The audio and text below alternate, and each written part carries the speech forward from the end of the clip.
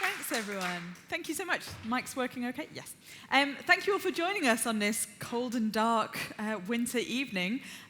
This is going to be a really fascinating talk. We're going to be discussing Shiv's latest book, The Messenger, which is an incredible tale. I think The Observer called it as gripping as any spy novel and altogether more unnerving, which I think is accurate. It certainly has stayed with me since I read it many, many months ago.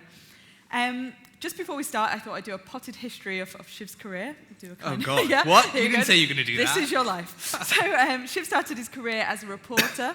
He's worked for New Statesman magazine, writing for them from Afghanistan and Pakistan, and wrote about UK issues for the Sunday Times and Independent on Sunday, as well as The Guardian. In 2010, he co-authored his first book, Jilted Generation, How Britain Has Bankrupted Its Youth. But today, like I say, we're going to be talking about The Messenger. And this is a book that turned out to be very different, I guess, to the book that you started writing many years ago that was going to be more of a ghost-written memoir of somebody else. There's a lot of twists and turns on the way. Maybe you could take us right back, Shiv, to when you started this, how you got into writing about the world of the UK domestic terrorist scene. Okay. I thought you were going to say how I started to meet Hassan. I was like, oh, back there again. We'll get there. But let's go even further back.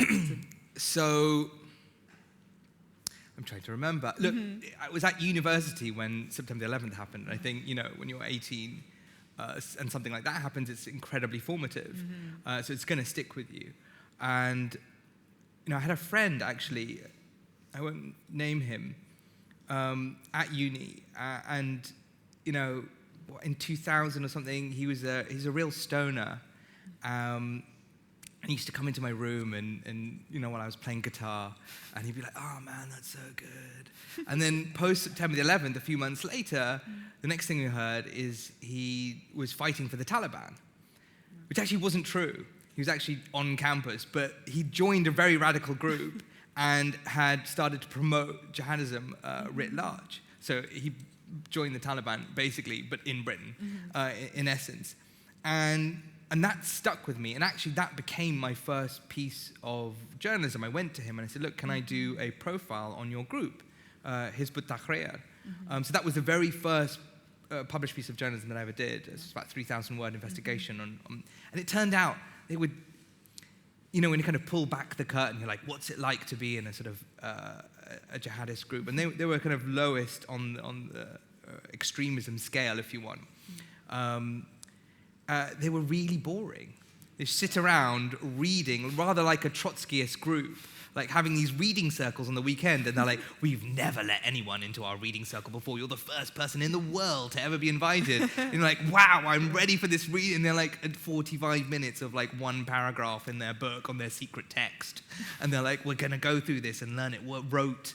And you're like, this is tragically boring. This is what you do, but it's a bit of a cult. So tricked into a book club, basically. Yeah, God, like the worst book club ever in the world. But then we fast forward to another act of terrorism in 2005, right? Yeah. The 7/7 bombings, and you set off on this quite unusual journey to try and work out what motivated those actors. Maybe you could explain a bit about that and how you came to take a particularly fateful taxi ride. Yeah. So July 7th happened again. And people forget, like, there's this lull between 9/11 and then July 7th, where people started to think, is this real? Because the Iraq War then happened. You're like, okay, fine, we had this one event, but is it really, is this war on terror thing just way overblown? Like, who are these people anyway? And maybe this was all just about oil and invading Iraq, right? And it all got very conspiratorial in some senses. And then, a real event like July 7th happens. And you can't deny that this it's right there. It's just killed 52 people in the city. And again, that was a very formative moment for me. I happened to be reporting at the G7 meeting up in Glen Eagles on that day, which is, the Olympics have been. We just won the Olympics, so we being London, and then the G7 meeting was happening. There's a lot of protesters. Anyway, I kind of rushed down along with a whole contingent of the Met Police who were stationed up there to do extra policing work and crowd control. They all come down. I come down with them, in essence, watching them on the motorway just speed past, almost like they'd abandoned their city, and then this terrible disaster had struck. I see the bus.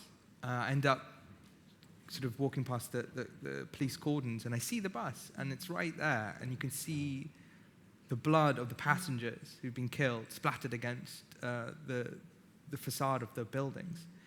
And I couldn't help but think, this is, it's right here, this is real, and I feel like I'm actually well placed to do something about this, because I understand this topic, I feel, and these people are my age, right? I knew instinctively that these people were going to be my age, which turned out roughly to be correct.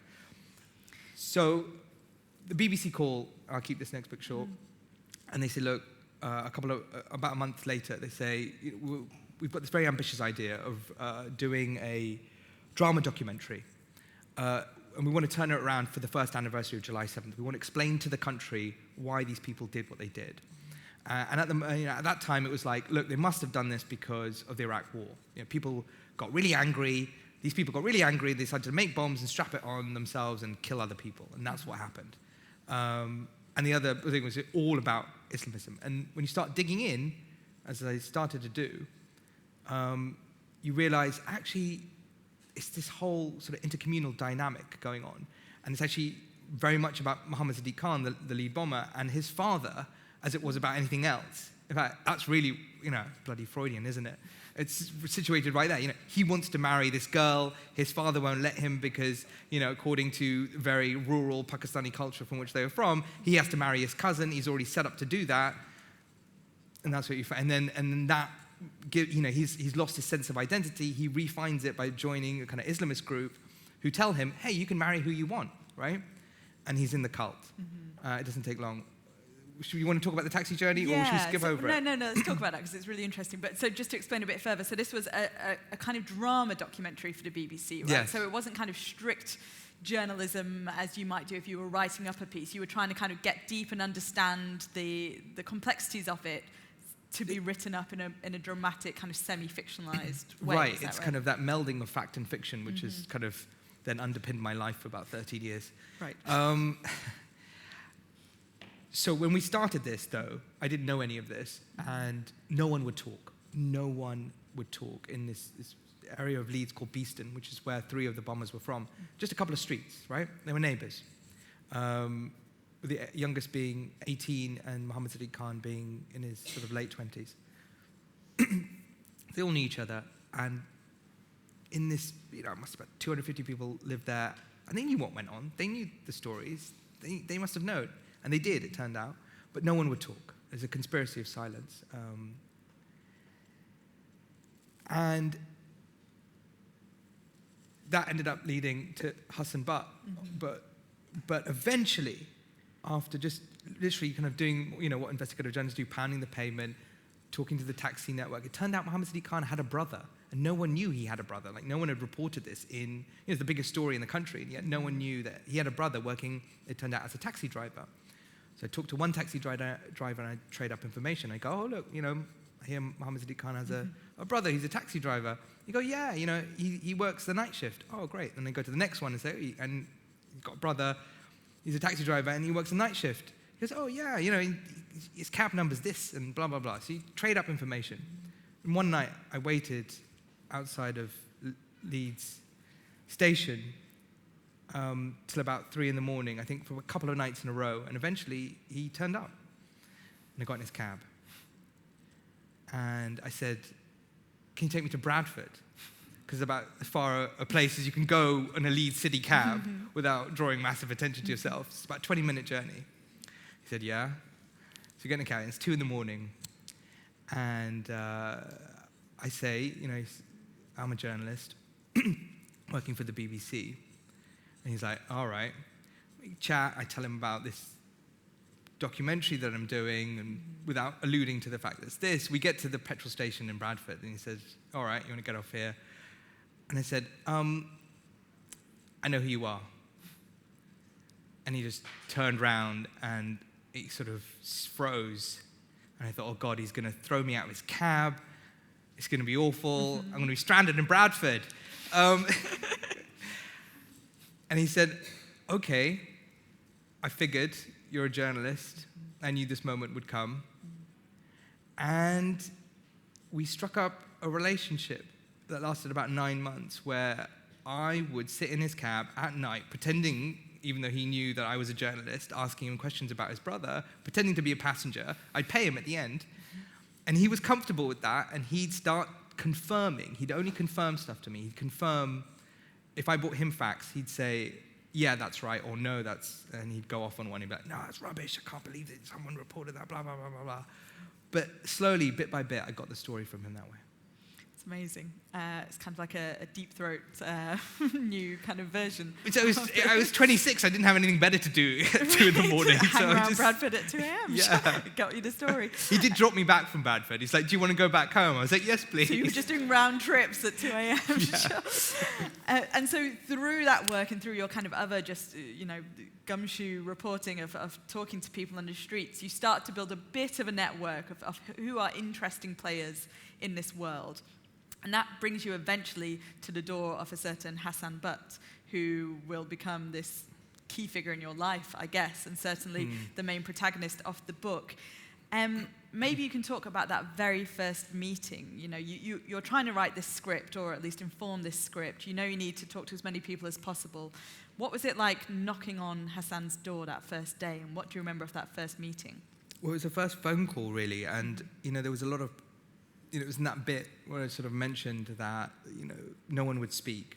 And my editor at the BBC, Jim Booth, he said, look, there's this guy who does talk, so he's in Manchester. He won't know Muhammad Sadiq Khan and all of that lot, but he's quite a famous sort of jihadist. And I think at that time, The Sun had labeled him as the kind of top 5 most hated jihadis in the country, and like, like a pin-up thing that they do. Claim to fame. Yeah. And, he'd been on the BBC a lot from Pakistan saying, young Muslims are going to come back and then they're going to kill people in Britain. He was part of, at that point then, a group called Al-Muhajirun. So I was nervous because Jim had given me this number. He said, look, you've got to make the call because he won't speak to me anymore because, I've spoken to him so many times and it's not going to work. I said, okay. And I rang him up on a train station, like, again, late at night. All these things happen late at night. And I thought, how am I going to make, what do you say to like a proto-jihadist who's already sort of declared at one point that they want to blow themselves up? Like, what do you chat about, right? And how do I start this conversation? I say, hello, salam, I'm not Muslim, so I kind of make that clear or not, or what. And we had a great chat. It turned out that, we sort of had this inside baseball chat about Hizb ut-Tahrir, that group that I kind of mentioned that did that story on, and Al-Muhajirun, and, I sort of said, oh, do you know this person and that person? He's like, yeah, sure, they're losers, and oh, he's really great, and oh, yeah, sure, and then this happened, and, and I told him about my time in Hizb ut-Tahrir as a reading group. He's like, oh, yeah, they don't like, they're not the real deal, and blah, blah, blah, and, that was it, 45 minutes of like, and I wrote the note, I have the note to this day of that first meeting, where I have these points listed, where I was like, he's rational, he's very knowledgeable, we really got on, I think he's the real deal, and honestly, I've never written sort of 5 sentences so declarative in that sense, that have been just utterly and completely, horribly, destructively wrong. Right. Yeah, but that kind of initial rapport and that, I guess, the fact that he had already been out in the public domain puts your mind at ease to a certain extent. Of course, and you think, this is the in I've been looking for to try and understand this world. Yeah. So the next step is to go and meet him in person and try and kind of... So we meet, I turn up at his house, we build this rapport over a couple of months. I ask him, what is it like basically to be a jihadist? Because the script writer, it's a weird thing writing for a script, because they need color. Right? I'm thinking hard news, like, top lines and, what's going to make the front page. And the scriptwriter's like, no, I need to know what these guys wear. Well, what does a jihadist eat for breakfast, right? That's what I need. Do they eat cornflakes? Like, does this work for them? And that's what he needs. And I'm like, oh, okay, readjusting, like, what's important and what's not. So I asked him all this stuff, and he found that sort of very fascinating and curious, because he'd never really been asked those kinds of questions. Like, it's like, hey, you have like a Monopoly board. Like, why do you play Monopoly? He's like, yeah, we love Monopoly. I'm like, what, really? He's like, yeah. Jihadists love Monopoly. He was always working out in the flat while you were there. Yeah, and he had a gym in his other room. Actually, well, that was related to his activities, right? Because he'd invite young men back who were impressionable. And as they, because he lived in a really poor area of Manchester, Cheetham Hill. So he'd invite people from their estate who had nothing better to do except then listen to this recruiter. Incredibly dangerous, right? And he said something to me which always stuck. He's like, look, the people from social services and the police, or the people from social services, what time do they finish work, right? At 6. These guys get up at 7 at night, right? They live their lives at night. And so that's when I'm around. Right. And you're like, wow, okay, I see like how this really plays off and how you end up recruiting so many people. And so you're getting all these remarkable details, the color like the cornflakes in Monopoly, but you're also having to navigate, I guess, discussions about really serious, complex topics like this, about kind of grooming and finding people. How did you navigate the limits, I guess, of the Terrorism Act and your role as a journalist and researcher in this? Because the Terrorism Act was fairly recent at that time. Yeah, so there's a thing that BBC lawyers say to me, which is, look, you've got to be careful of this new act. Basically, if anyone tells you anything that could be used, and the wording of it is very wide, it exists to this day, that could be useful for a terrorist investigation, useful for the police, then you have to report to the police. I'm like, well, it's a whole ambit of stuff, right? Like, sure, they know who he is, they know his name, so that's fine at one end. And the other end, sure, if he tells me, hey, look, in 15 minutes there's a bomb going to go off, fine, I'm also going to tell the police. But there's a whole slew of things in the middle, like I once met a jihadist here. Is that useful for an investigation? Probably. Am I just like an agent of the police? So there's all of that in the background. Right. And you're trying to build trust with somebody, so you're trying to, I guess, navigate with him the limits of that as well. Are there conversations there about, It ends up that the law is basically, it's never been used to prosecute a journalist. It was intended, intentions in the law, right, for the families of jihadists, right? To literally to go after them. It's like, you knew this and you didn't do this, and it was incumbent upon you to basically dob in your family if you knew that anything might be suspicious. It's a terrible law. It really doesn't work, and I don't think it's been very effective at all. But, it doesn't, there's no exclusion for journalists, right? We're all just normal people otherwise in that regard. But let me get to the bit where I start talking to Muhammad Sadiq Khan's brother. I don't need Hassan Butt anymore. I move away. I get uncomfortable because we're actually getting on a bit too well. Because this wasn't just a one-off interview. No, you went back several times. Yeah, it was over 3 or 4 months. We're having dinner together, and I'm like, this is getting. I like this guy. He's charming. He's fascinating. I'm learning stuff, and this is deeply awkward. So I'm like, thank God, like I can end this now, and I don't have a raison d'être to be here anymore. Great. So I kind of ghost him at that point. And then about 2 months later, he sends me an email saying, I've left the network being the jihadist network, and I'm not really sure what to do with my life. And I go, well, why don't you write? Instinctively. And he said, I don't really know how to write. Would you help me write a book? And I said yes, which turned out to be a terrible mistake. Right. But at that moment, I guess you're thinking, you're kind of fairly new to journalism. I mean, you've had some years under your belt, but this is a potential career-making story if you can tell the story of a jihadist, a UK jihadist coming out of a network, all of their kind of reasons for that, and potentially it could be this groundbreaking piece of work. So it's kind of understandable why your eyes would light up at that. But yeah, they were. I mean, I'm excusing this with like the naivety of youth, but yes, I think any journalist would kind of realize, oh my God, this is a great story. I'd never written a book at that point. It's like, fine, yeah, it's easy. Loads of people do it. It's not easy. And the other aspect of it was that, no one had done this before at that point. No one had, and I thought, there's so much confusion and hatred and anger about, what it means, what young Muslim, ostensibly men, are doing in this country, leading to, obviously, massive amounts of racism and violence inflicted upon those communities on vastly innocent people who had no idea what jihadists were saying about and doing with their religion, let alone what their own religion said. Most people are just kind of ignorant about it anyway. And I thought this might help solve those issues too, right? And Hassan was suggesting even kind of coming up with theological counter-arguments to the jihadi teachings, I guess, the jihadi propaganda that was out there. So that was also so we had really this 2.5 year journey where I'm like writing the book, trying to get it also commissioned, and I'm a slow writer anyway. That wasn't great. But then in the meantime, in the background, like people are getting interested in him. CBS 60 Minutes does a big piece on him. He's starting to feel the heat. He loses his, being in Al-Qaeda is like being in a cult in many senses, right?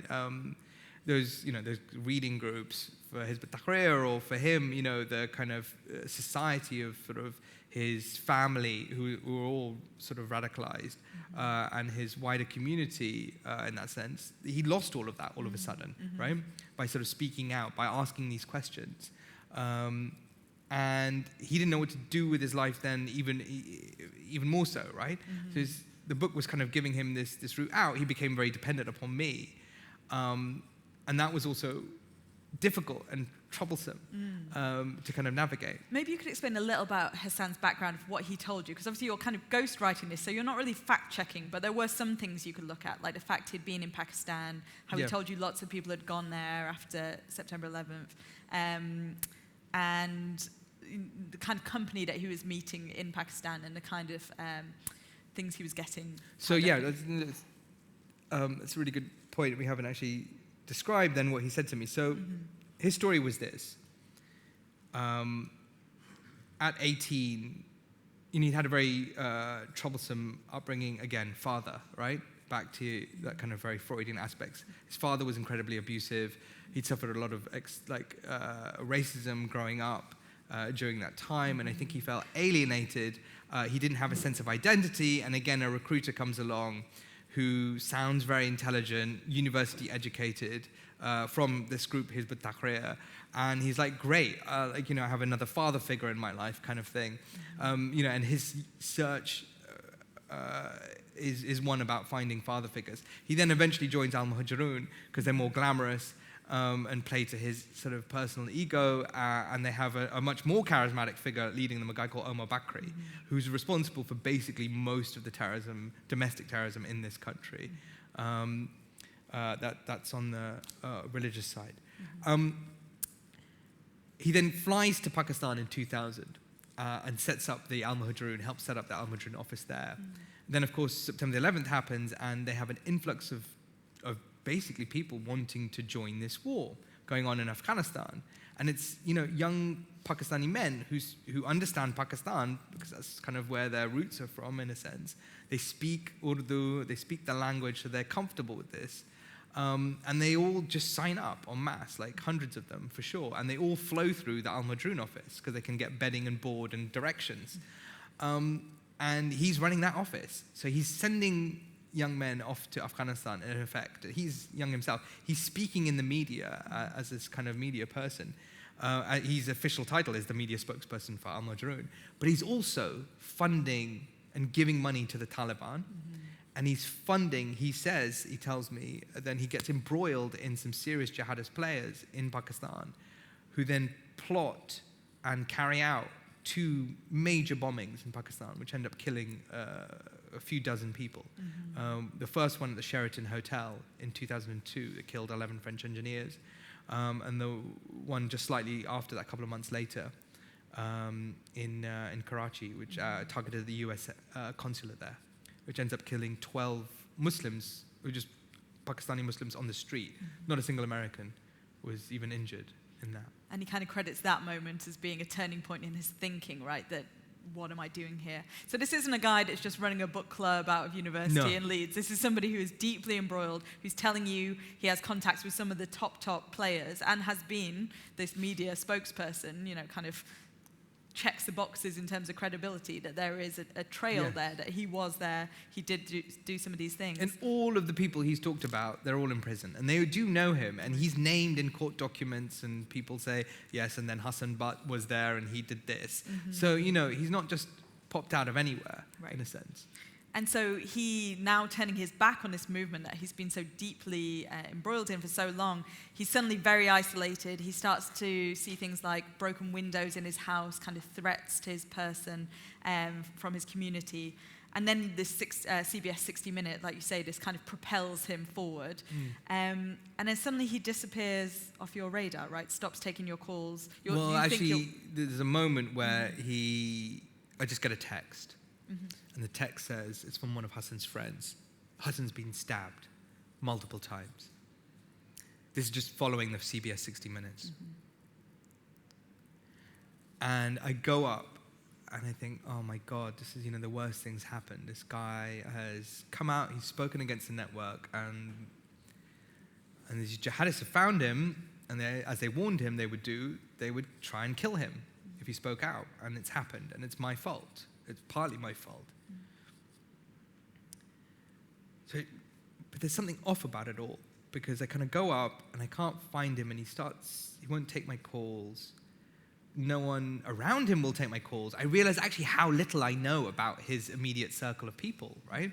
So his family aren't speaking to him anyway, but actually I don't really know his friends. I don't really know his rest of his community. I've only really been talking to just him, right?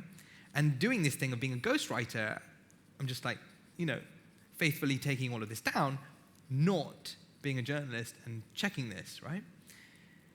Because it's his book. He's writing this book. It's called Leaving Al-Qaeda, and it's his book, and I'm just his ghostwriter, so he has to stand by it.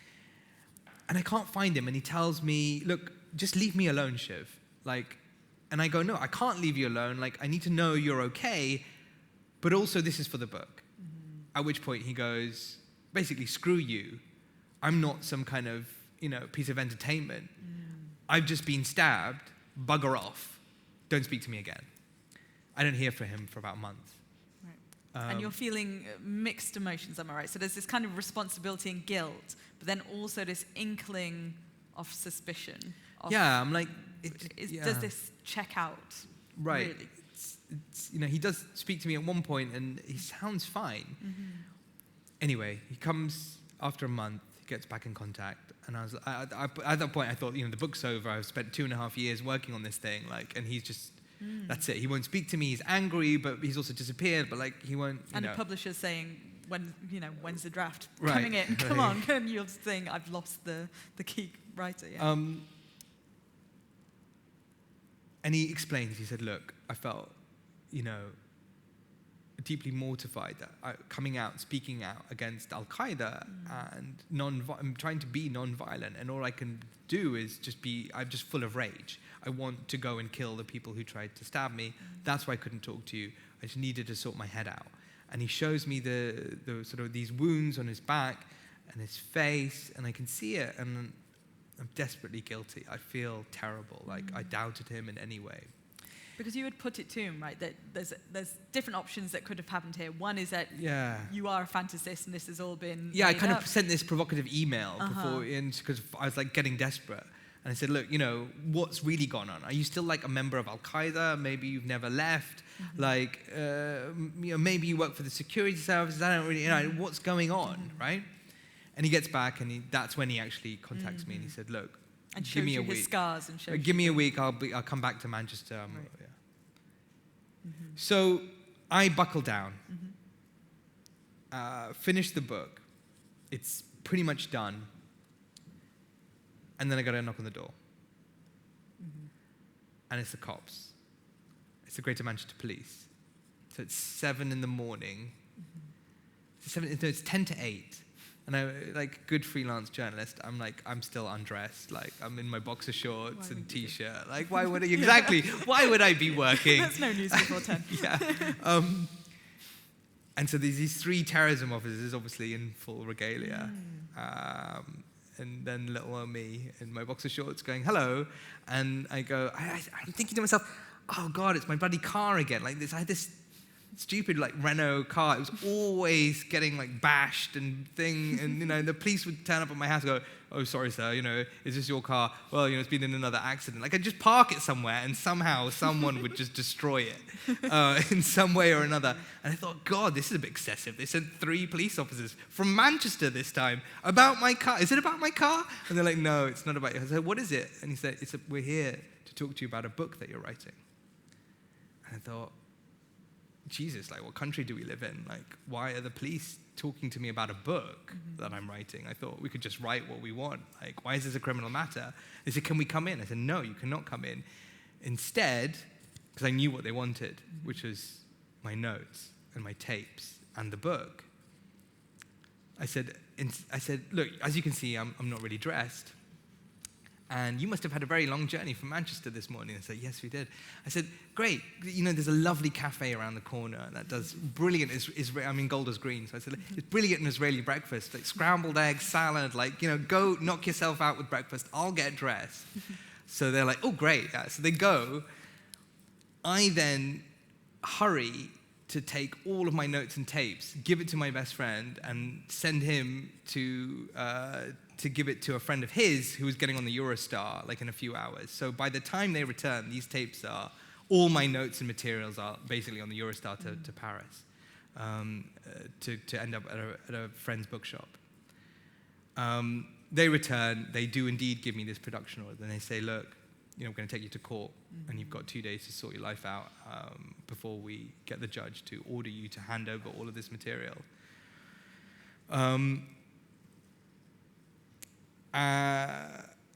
We go to court, we lose the first one. The journalistic community rallies around me. They're like, what the hell? They then give these production orders to everyone who's ever talked to Hassan. The BBC, CBS, 60 Minutes, Prospect Magazine.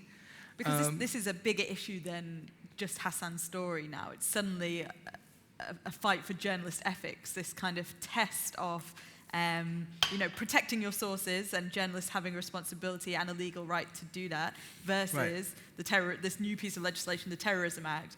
And they want my materials because they believe, so they're from Manchester, Hassan's from Manchester, this is on their patch, right? So this is all very territorial all of a sudden. They believe Hassan's still a terrorist. He's come out, he's been on TV, he's been on CBS 60 Minutes, he says, I'm fighting the good fight. This is what happened, this is what I did. It seems nuts, right? Why would you want to prosecute this guy?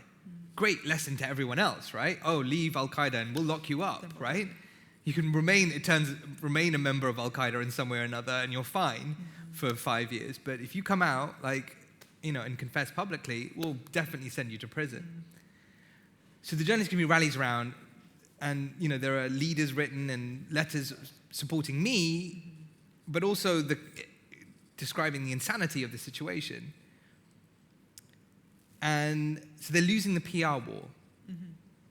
And my argument in court, in the first round, or my barrister's argument is, hey, look, don't pick on Shiv. He's a journalist. Why don't you, if you think that Hassan's been up to no good, arrest him. You know where he lives. He's around the corner. He came all the way to London. He's just over there. We'll give you his address. And he's not an anonymous source, right? His name's going to be on a book, so I wasn't protecting his anonymity, which is slightly different. But it's almost a phishing exercise. The assumption they want is there's something in your notes. Yeah, they want everything I've ever written, not just about Hassan, but about terrorism full stop, which I couldn't stand for. And they gave this production order to a guy called Richard Watson as well, who'd interviewed Hassan. They said, we want all of your notes on everything you've ever done on terrorism as well.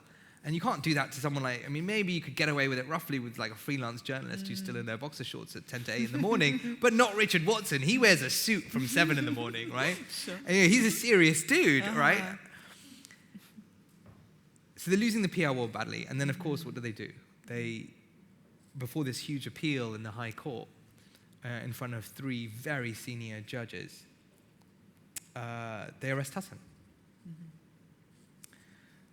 So go on. I'll let you ask your question. I was going to talk a little about this amazing network that kind of builds around you. So you have all kinds of support because, like you say, you're a freelancer. You're pretty exposed here in terms of trying to fight these legal costs or fight the state essentially in this. But you have places like Penn, Sunday Times, Guardian all getting involved and helping. Yeah.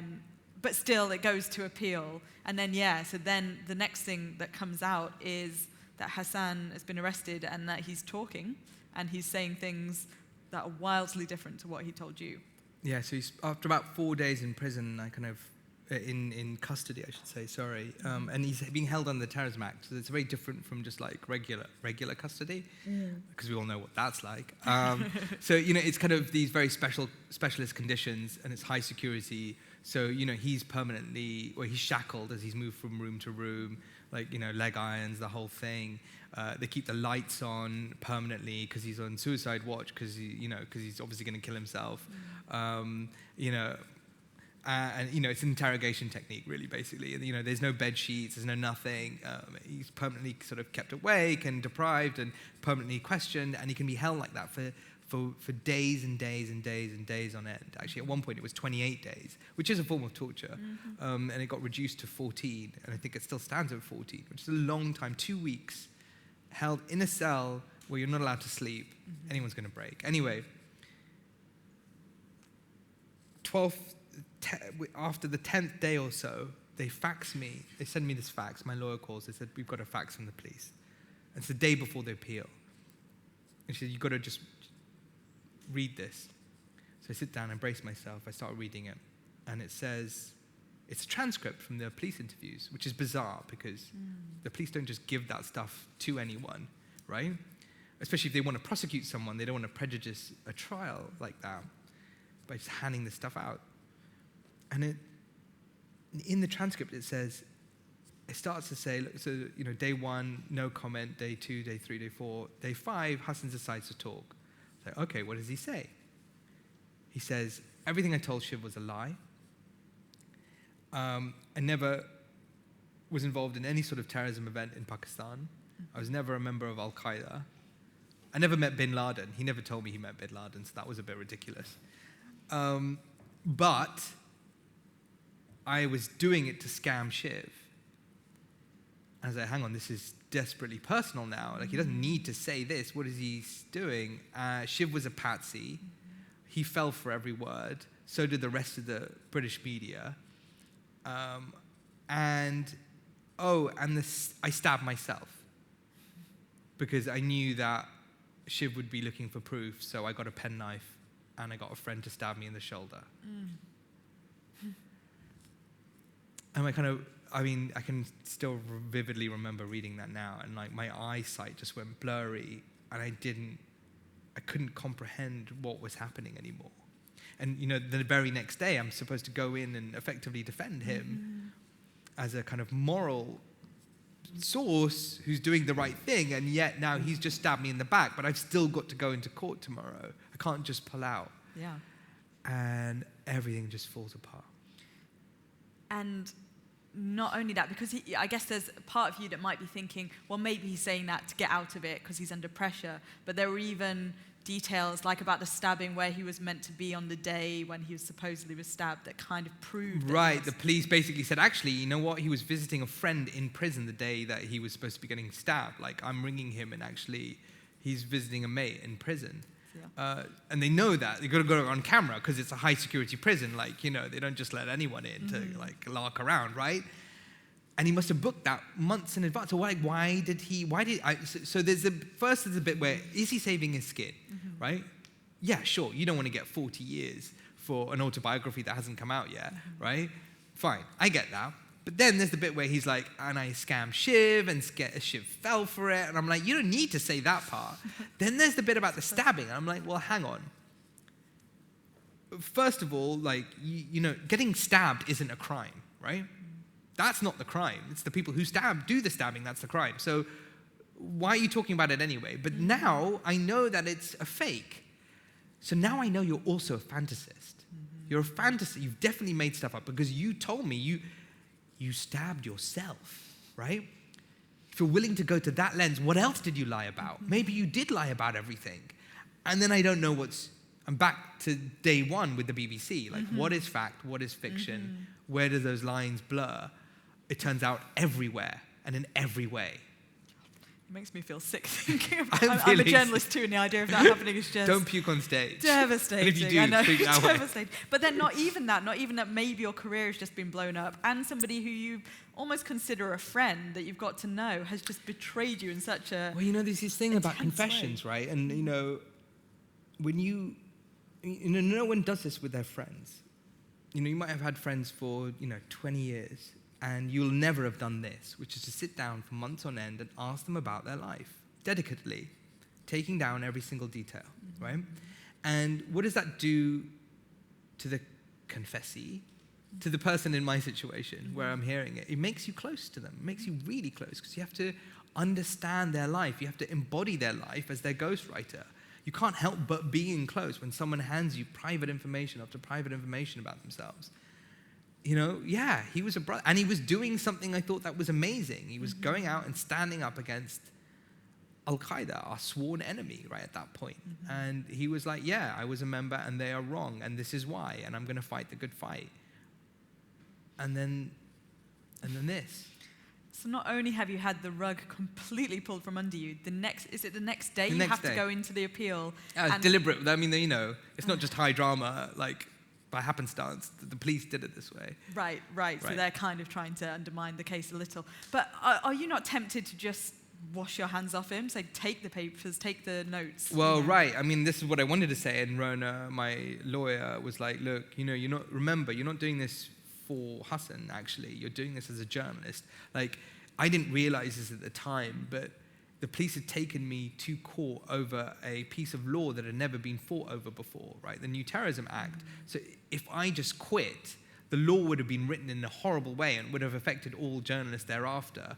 And, it's in my cases, I'm not like using this as a kind of weird humble brag, but my case is in McNays, which is like the media, the journalist law Bible, because it's meaningful. I didn't know any of this until very recently when I talked to Rona again. She's like, no, your case is quoted, all the time as one of those cases that, formulates that relationship between police and journalists, and where, their rights and powers end, and then the rights of journalists begin. I'm still 27. I'm like, what the hell? Like, Yeah, you're at the center of this much bigger fight than yourself, and you've just been betrayed. Yeah, I'm a pawn in a much bigger legal game, right? But actually, all I care about is, that SOB, Hassan. Yeah. And so what is the outcome of that appeal? What was the final court's decision on where things have got to? So in that court case, then the police then start doing something really bizarre. They start reading out the transcripts. So at this point, that they're not trying to prosecute Hassan anymore. They're trying to ruin the book. In fact, the thing against me, but it's not, is it in the book? Yeah, it's in the book. It's called, how they name operations, right? The police say. So it's Operation Quill. That was the operation they gave for me. I was like, oh, that's Subtle. nice. Okay. Oh, right. So it's about the book, right? It really is. Operation Quill. It's great. It'd been a good name for the book. Were you not tempted to call it Operation? Oh, yeah, good. I never said no. Damn it. The sequel. Go bring up my publishers. So they, at this point, that they're not going after, they're not trying to prosecute Hassan, they're actually trying to destroy the book, it would seem, which is bizarre. It certainly wasn't published at this point. And then they also briefed the media. So while I'm in court, obviously there's lots of them, there's only one of me, and my few lawyers. They're up in Manchester briefing, Channel 4 News, who then, as I come out of court, say, we've read the transcripts. You're a patsy, aren't you? And it's all over the news that night. It's like, great, just really rub the shame in. Yeah. I thought it was a private matter between me and Hassan, and now everyone knows I was this patsy. And you're 27. Do you think at that point, that's it, career over? Yes. So I quit journalism for about a year. So actually, one thing happened before, which is the other reason for the police being there was they were also trying to prosecute Hassan's best friend for being a member of Al-Qaeda. Right. So he's a fantasist, but his best friend's a member of Al-Qaeda. Yeah. That's weird. Uh-huh. And shall I reveal this bit? Because it's in the book. It's like the final twist. Who's going to buy the book? Some people, because I'm going to ruin it for you if I... Still buy it. If you promise, You've got you'll it. still buy it. Thank you. Nice. I know Tamsin and Charlie. Thank you for coming. Thanks for buying the book. Mm-hmm. There's a twist. In this trial, something happens, which actually is still under a court order today, and it can't be revealed, but the stuff around it can be revealed. It's to do with the security services. You'll probably figure out the rest, which explains a lot. Yeah. I then quit journalism. I'm like, I can't handle this. I also need some way of explaining the truth and rewriting this book. Yes, it was leaving Al-Qaeda. Yes, it was Hassan's book. Yes, I was the ghostwriter. But now, really from that moment, actually, when I was sitting there in the appeal, I was like, no, I'm going to tell my story now. Like, this is about, I can be a journalist finally. I'm no longer a ghostwriter. I'm like liberated from that. I need to do what I was supposed to do from the start. What are my sources? Like, how can I stand this up? What does the evidence say? Like, where does this lead? To put that hat back on, and I realized because of this extra twist and because of this court order stopping, like me just simply transcribing what had gone on in court, in open court, I was at a loss. So I quit. I worked in my dad owned this convenience store amongst many other things. So I took over. It'd been this family talisman. And it had always been sort of good luck, this sort of font of decent prosperity, which always kept us stable. Like my dad is a businessman, is all over the place. So I ran the shop. And that was really like humbling. Just kind of, okay, this is what I do now. I don't work for the Sunday Times or the BBC or, I'm there selling the newspapers actually in the morning. And in the evening, I'm sitting trying to piece together paragraph by paragraph what the hell went on and how to rewrite this other book. Was that a way to salvage a career and make something of it, or was it a kind of more personal endeavor to try and work out where things are going Where wrong? does it end, mate? I don't know. Yeah. You worked on investigations before. You know just how like obsessed you have to be to like crack stuff, because it's the stuff that no one else can crack, and other people definitely don't want you to crack it, right? I don't know. I want to turn it around and ask you the question at this point. Like, yeah, there's a where point, does that end? There is a point where you have to become obsessed with your topic almost, and then it is really hard to step away from it. So I can see how just for the kind of almost intellectual catharsis of it, to lay out the jigsaw pieces and make sure it makes sense to you now. Because like you say, not to give away the spoilers at the end, but there are these strange, almost paradoxes of this guy is several things at once and yet none of them. Yeah. And so I think the book is incredible in that it's an amazingly honest wrangling with that and your own role and your potential kind of naivety at moments and your kind of going back and trying to understand from it. Many people would walk away from an episode like that and think, I'm never going to mention this to anyone again, and hope they forget it. But the idea of kind of digging back into it and the trauma I don't know if that it's a involves. sensible idea, but there we go. Like I got, I had to, it's partly an ego thing, which is like, I can't let this time, 3 years at that point of my life, go to waste. So what do? You like throw good money after bad, like good time after bad, and you just quietly work away on it and then take a week off and try and write more and people around you start to think you're a freak, right? They're like, stay away, Shiv, and don't ask him about that thing that happened because you'll go on and and I was getting embarrassed and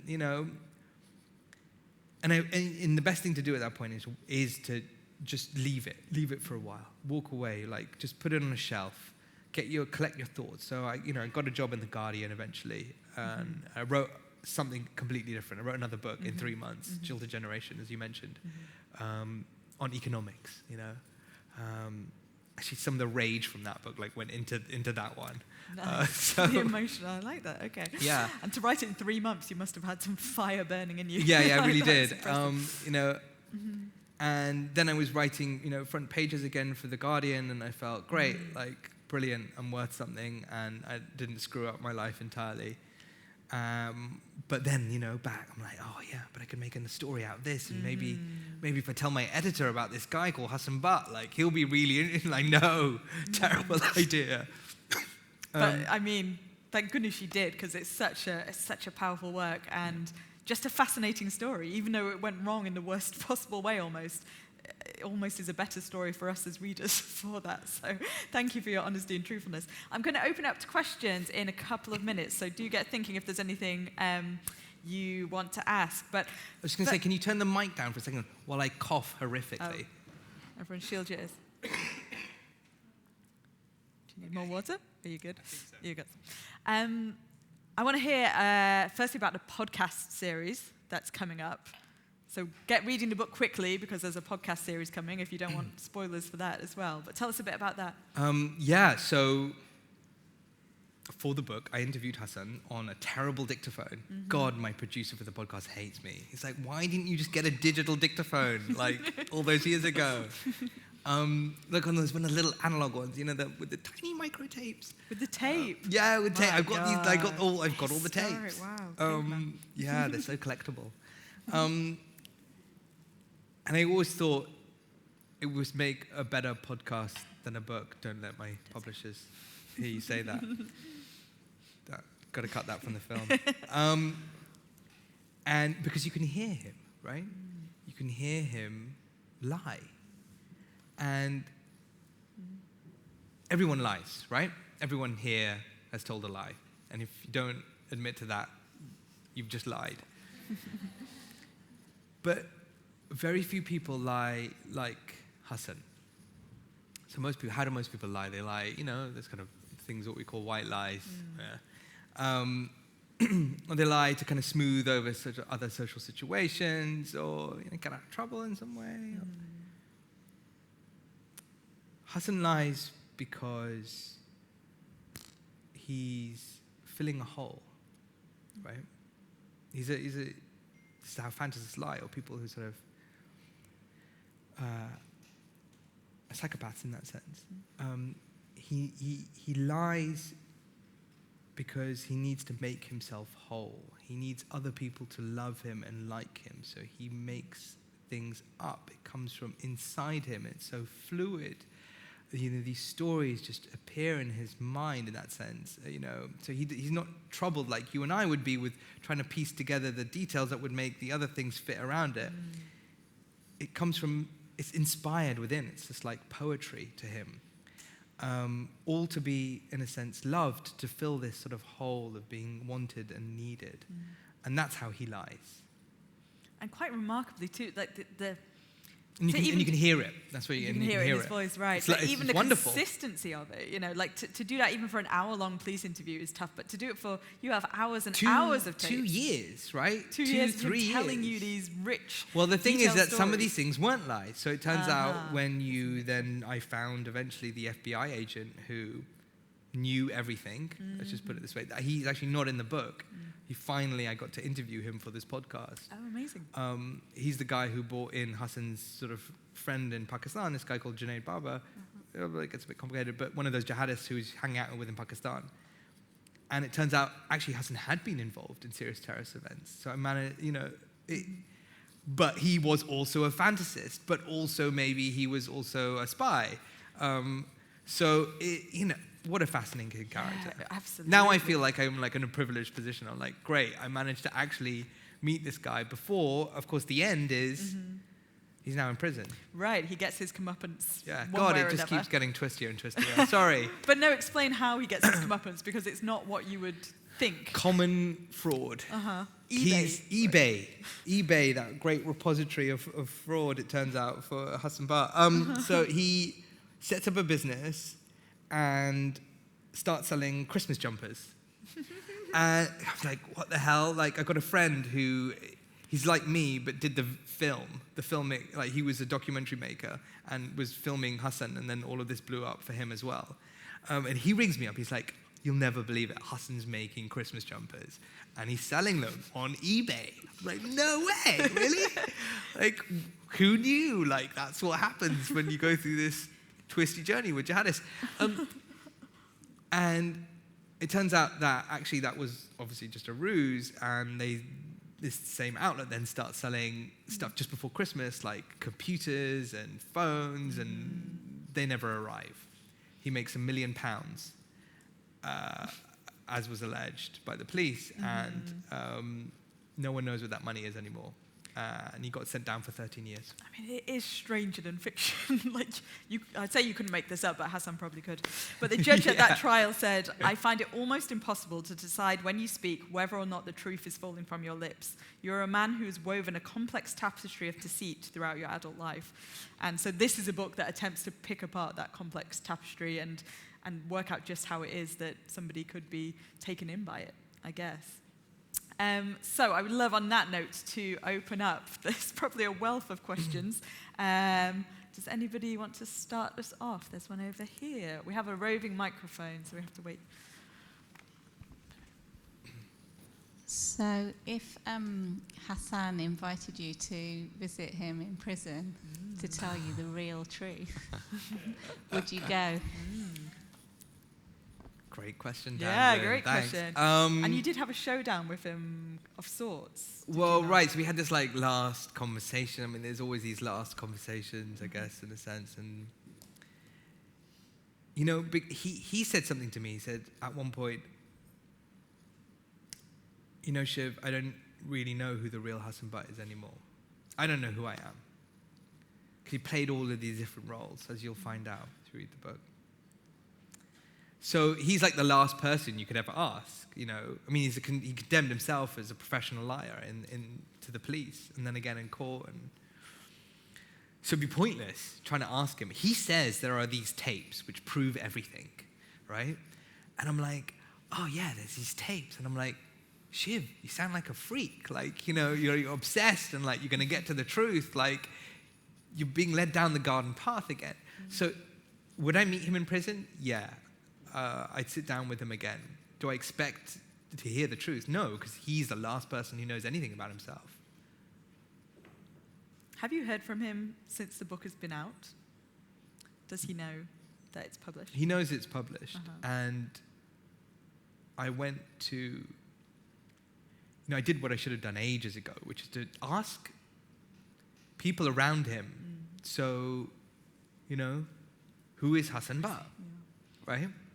How do you know him? You must know what happened to him in his life, right? You've seen him, he's been your friend at school, or you knew him at uni, or he's your brother. Who is he?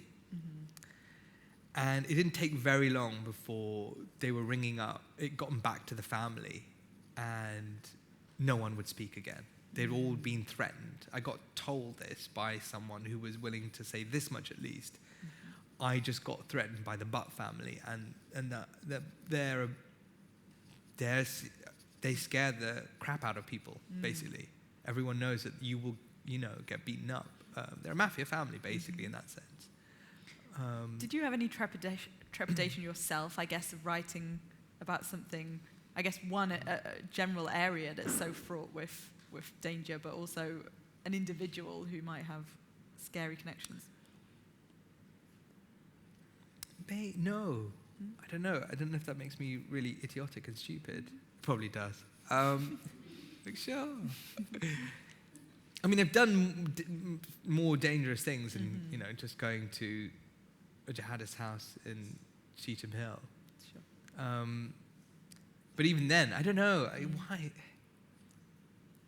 I don't know what that is about me. It was just this kind of foolhardy kind of, you know, the sort of thing. I just think I have this faith in people that they won't kill me.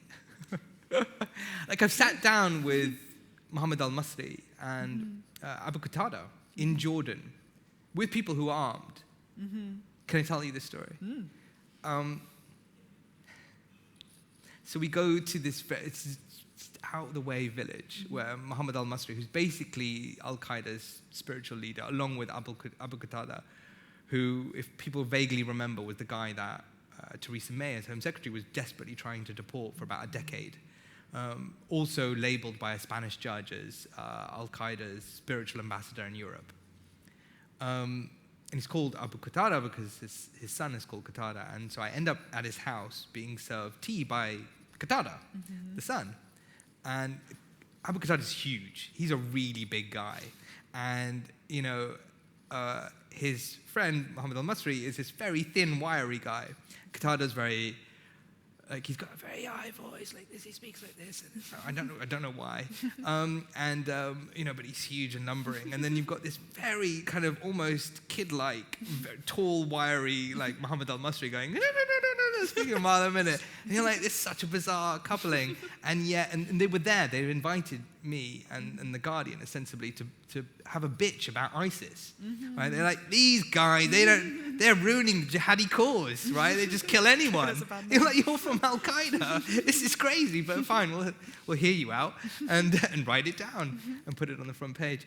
And so we're obviously trying to keep a low profile. And entering into this village. Do you want to... Our security alarm? Are people in the building? Trying to keep a low profile entering. It's Muhammad al-Masri's little alarm. It's like, he's mentioned my name. Keep a low profile in this thing. And I'm with my two other Arabic speakers. Actually, they're Palestinians who live in Jordan. So they kind of, they're in the car. And there's a taxi driver and then there's me. And out of nowhere, this little kid peers into the taxi, just somehow manages to kind of and in this little tiny village in the middle of nowhere, and he looks straight at me and he goes, "There's an Indian in the car." and then everyone starts going, "There's an Indian in the taxi." And I'm like, well, this is weird, because of this tiny Jordanian village, and they, I'm like, I don't look that different, do I? And to them, they're like, yes, you do. And then everyone's out on the street going, "There's an Indian in the village." And I'm like, God damn it. We're trying to keep, Muhammad al-Basri's house is around the corner. He knows we're coming, but we're trying to keep a low profile, for the secret police, right? And that's it. We had to leave. It's all because of this 10-year-old kid. And all these little kids were they were so excited. And they're like, "Don't leave. We just want to touch your face." God damn it. So anyway, I had this interview, and that, I think, that should have been intimidating, and that should have been scary, because there were people there who had, incredibly serious terrorist connections, and had killed people, for sure. Okay. So you've been in worse scrapes. Yeah, and I don't know why I'm not scared, but, you sit down with people, and you try and pick out whether they're rational or not. Psychopaths, yes, you can be afraid of. You should absolutely be afraid of. But if you've got some inkling and some sense that these people are either rational, have some sort of empathy with them, and have aims and are strategic, then, you hope to God that you're not, Daniel Pearl, right? I saw another hand around here. There's one here at the front. Thank you.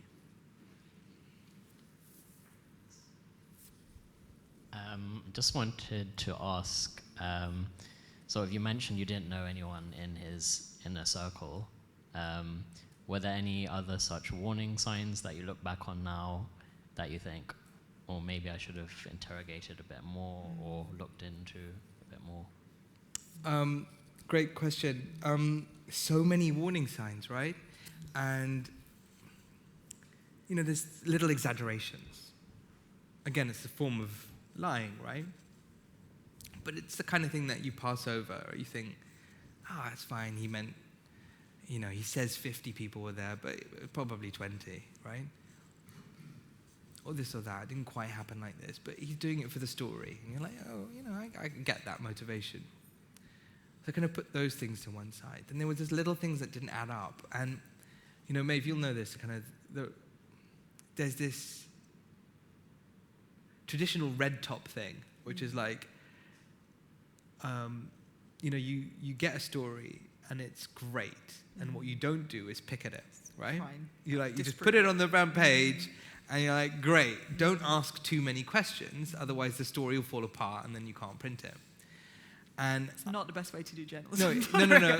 It's not the best way. It's the worst way It's to the do worst that. way to do It's exactly what you shouldn't do. And it was, I think the 90s is just rife. Like the News of the World was perfect for stuff like that, right?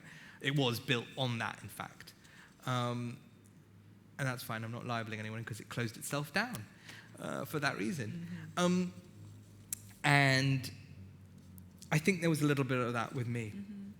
I think I to thought, be fair to you, there was also tough things to fact check. Instances where everybody involved is either in a far-flung country or has died or, it was dead, right? It was just dead. So how can you possibly cross-reference some of those things? And Hassan, do you have any documentary proof that you were here? It's like, what are you kidding me? Like, we're in the terrorist network. We don't write things down and keep it logged on a spreadsheet. That's not how. It's exactly how we don't work. And then I'm like, can I talk to anyone in the room? He's like, no, Shiv, everyone's dead. They're all, and they were all dead. He told me about this meeting with Omar Sheikh, another very serious, the killer of Daniel Pearl. He's in prison. The other guy he was with was in prison. I can't fact check that. And then what do you do with a thing like that? You're like, well, do I put it in? It's his book, right? I mean, this is the kind of thing that I always get myself off on. I'm off the hook. I'm like, oh, I was just his ghostwriter. And that isn't, that's not, it did me a massive disservice, right? Thinking like that. But then there was also others. There was CBS. Like you say, there were other people that were on this story as well that kind of CBS spent a year, 7 months, going through these are, the world's best journalists, right? I'm a freelancer in his boxer shorts, CBS 60 Minutes. And they were just impossibly thorough. I thought they were stupid. Because they kept asking the same question again and again. I'm like, didn't you hear him the third time? And I realized why they were doing that, because I cottoned on, because I was the stupid one, to try and catch him out, right? Try and nail down every answer, look for inconsistencies. And then realize, actually, how people who are lying get caught like that, but people who are like Hassan and they're fantasists, they do tell the story differently every time, which is actually, but slightly differently in a way that's sort of comfortable and doesn't have any underlying inconsistencies. And that's actually how most people tell stories. If you tell a story, you don't tell it exactly the same way.